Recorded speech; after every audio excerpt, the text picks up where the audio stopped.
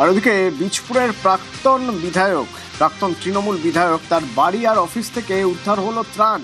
প্রচুর পরিমাণে ত্রাণ রাখা ছিল তার বাড়ি এবং অফিসে। সুবোধ অধিকারী বীজপুরের প্রাক্তন তৃণমূল বিধায়ক, তার বাড়ি আর অফিস থেকে কি কি পাওয়া গেল দেখুন।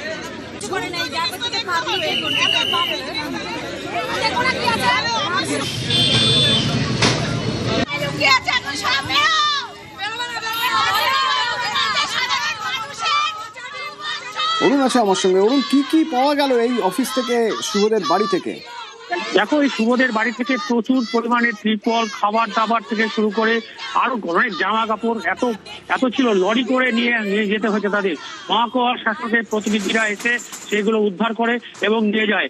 এলাকার লোক ক্ষিপ্ত হয়ে ওঠে, কারণ সুবোধ অধিকারী এলাকায় নেই। তার বাড়ি থেকে সমস্ত কানগুলো নিয়ে যারা রাখা ছিল সেগুলো মানুষকে না দিয়ে কেন জমা করে রাখা হয়েছিল, এই ক্ষোভে কিন্তু এলাকার মানুষ উত্তেজিত হয়ে পড়ে। তারপর লরি করে সমস্ত মালগুলো নিয়ে যাওয়া হয়।